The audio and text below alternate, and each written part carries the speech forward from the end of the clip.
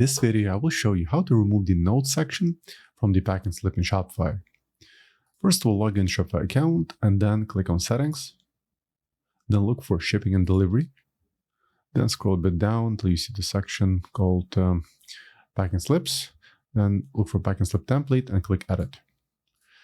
Then simply place a cursor somewhere in the template and then press Ctrl F on your keyboard and type notes. Then press next. And this is the code, this part, which is responsible for showing the notes on the pack and slip. So what we want to do is comment it out. And to do so, simply place a cursor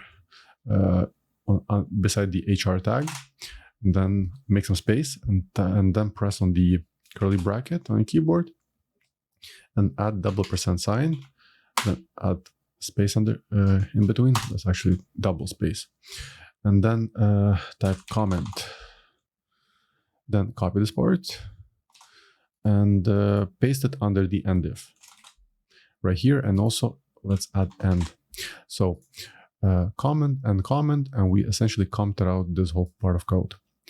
Once that's done, press save. And then let's close this part. Let's go to orders, look for the order with notes, and then press more actions and print pack and slips. As you can see, the note section is no longer visible on the pack and slip.